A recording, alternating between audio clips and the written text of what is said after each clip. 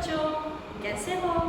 उम्मीद है आप लोग स्वस्थ होंगे, मस्त होंगे और अपनी पढ़ाई अच्छे से कर रहे होंगे। आज हम हिंदी व्याकरण का एक नया टॉपिक विराम चिन्ह पढ़ने वाले हैं। विराम का अर्थ क्या होता है? विराम का अर्थ होता है रुकना, ठहराव।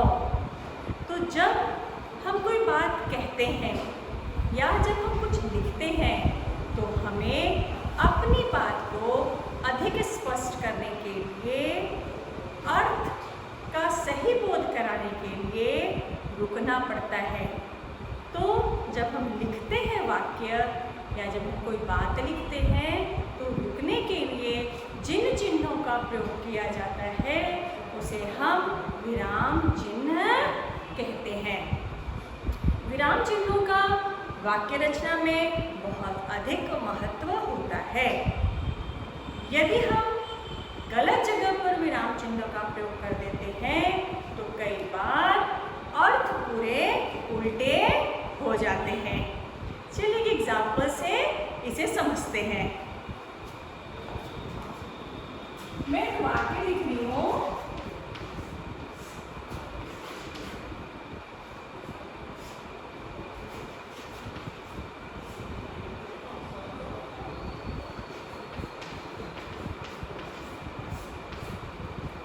मैंने वाक्य लिखा, रुको मत घर जाओ। ठीक है? अब मैं मेरे वाक्य को विराम दे रही हूँ और अगर मैंने गलत जगह विराम दिया तो देखो अर्थ कितना बदल जाता है। जैसे अगर मैंने रुको के बाद ठहराव दिया, रुको मत घर जाओ। ठीक है? दूसरा,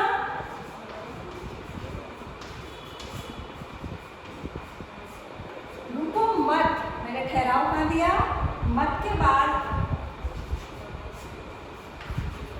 घर जाओ। अब इन दोनों वाक्यों में आप अंतर देखिए। यहाँ वाक्य क्या बोल रहा है?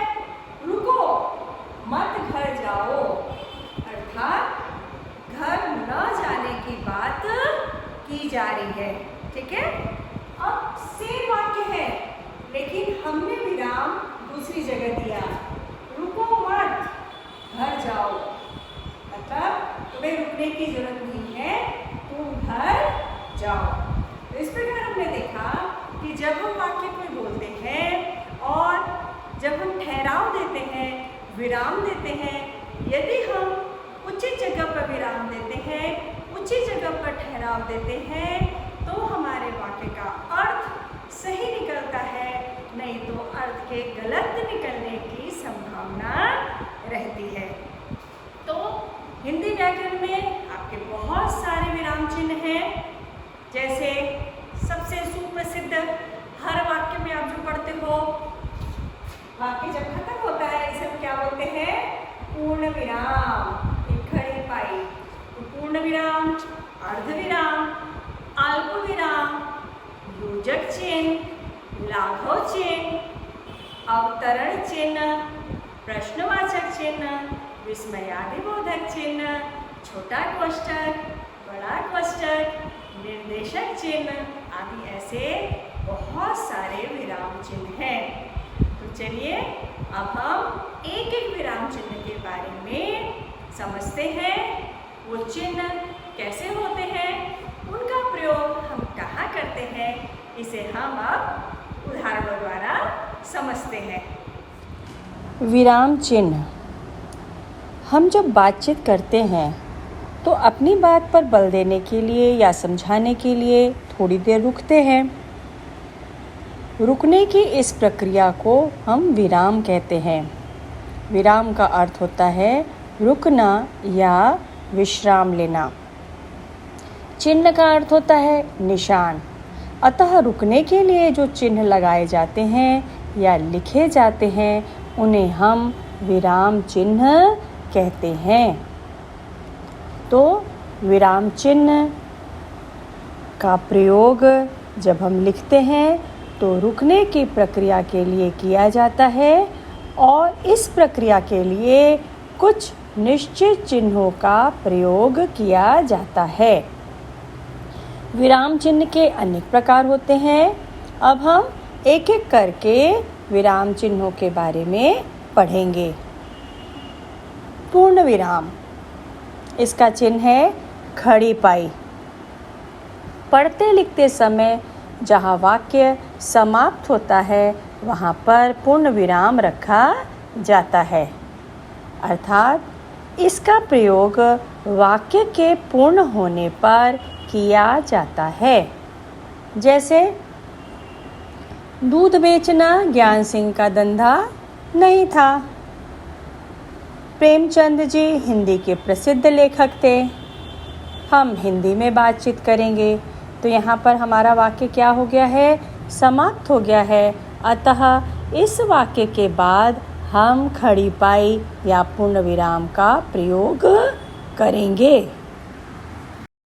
अल्प विराम, पढ़ते समय जिस स्थान पर थोड़ी देर रुकना होता है वहाँ अल्प विराम चिन्ह का प्रयोग किया जाता है।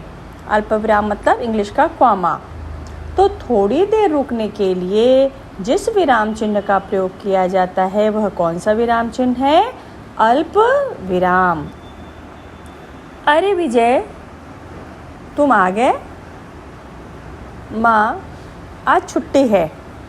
तो माँ के बाद, अरे विजय के बाद हम थोड़ी देर रुके, तो यहाँ पर हम अल्प विराम चिन्ह का प्रयोग करेंगे। अर्ध विराम चिन्ह, इसका चिन्ह है एक डॉट और उसके नीचे वापस क्या है? अल्प विराम।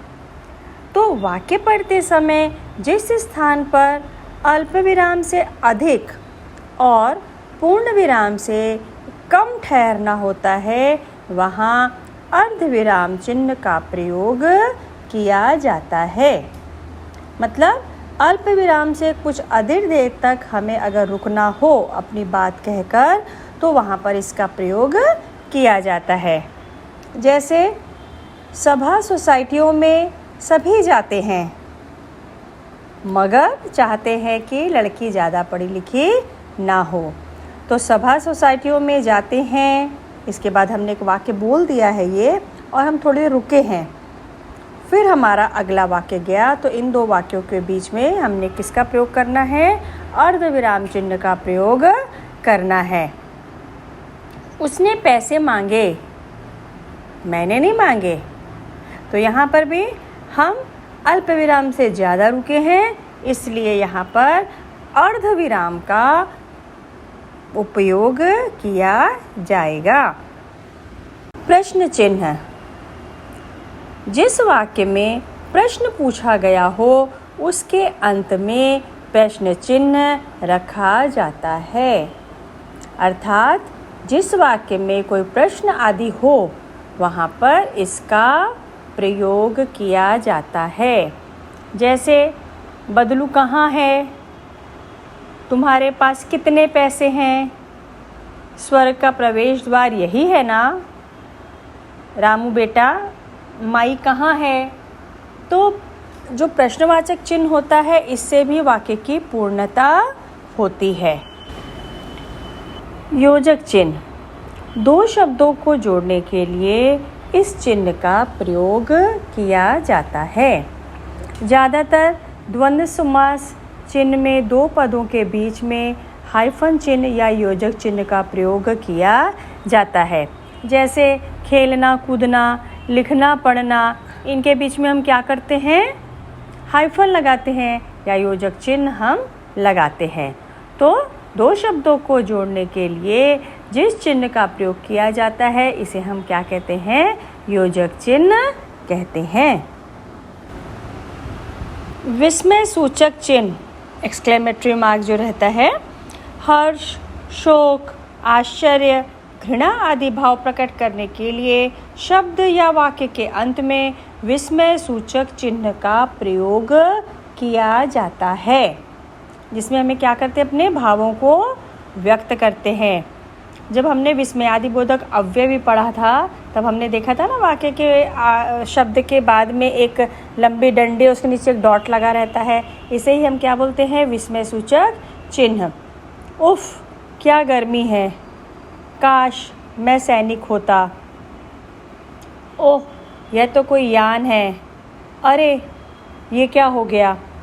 ठीक है, तो शब्द के बाद में जब हमारा कोई भाव प्रकट होता है, हर्ष, शोक, घृणा, विस्मय, भय आदि को भावों को जब हम व्यक्त करते हैं तो वहाँ पर विस्मय सूचक चिन्ह का प्रयोग किया जाता है। इकहरा उद्धरण चिन्ह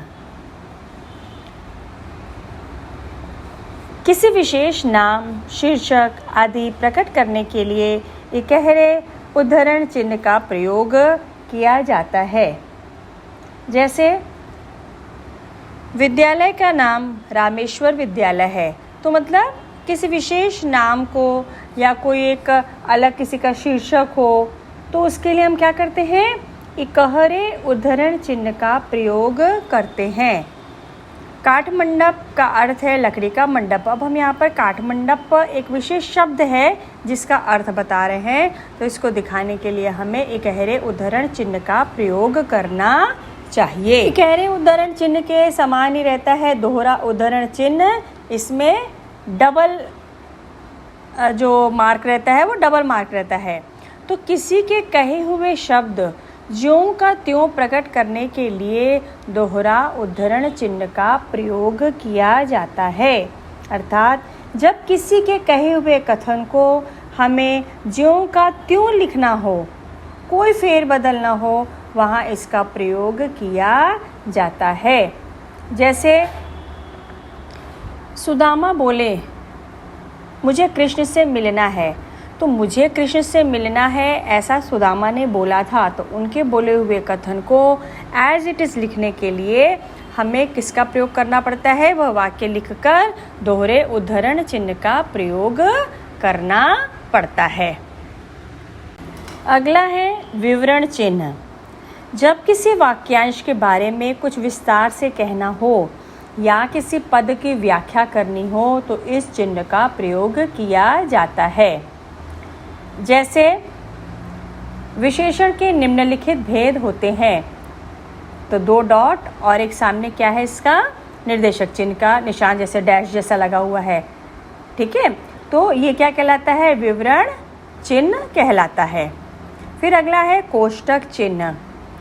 किसी पद का अर्थ प्रकट करने के लिए अथवा नाटकों में पात्र के भाव व्यक्त करने के लिए हम इस चिन्ह का प्रयोग करते हैं। या ये बोल सकते हैं क्रमांक आदि सूचित करने के लिए भी हम कोष्टक चिन्ह का प्रयोग कर लेते हैं।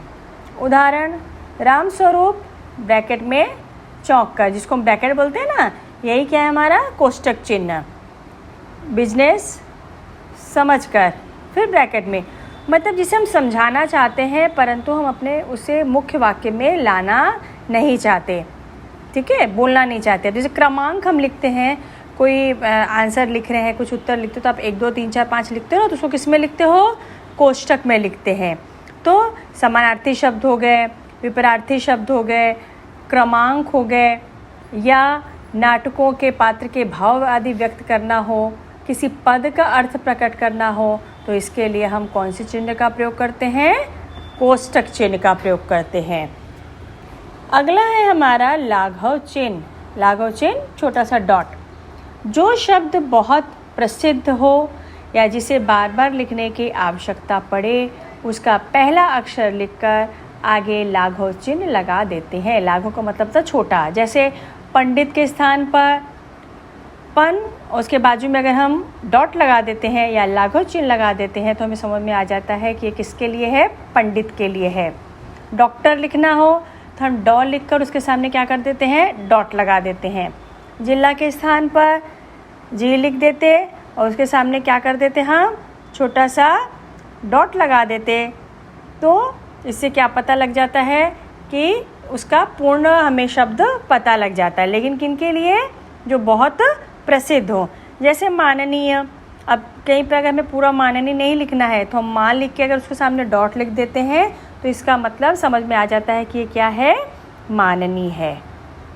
ठीक है, तो इस प्रकार हमने विराम चिन्ह की परिभाषा देखी। विराम चिन्ह के कितने प्रकार हैं, इनके कौन कौन से चिन्ह हैं और इनका प्रयोग कहाँ किया जाता है। ये सारी परिभाषाओं को उदाहरण सहित आप अपनी कॉपी में नोट कर लेंगे। उम्मीद है आपको यह वीडियो अच्छा लगा होगा, विराम चिन्ह आपको समझ में आ गए होंगे। तो फिर मिलते हैं एक नए वीडियो में एक नए विषय के साथ। तब तक के लिए खुश रहिए, स्वस्थ रहिए और मस्त रहिए।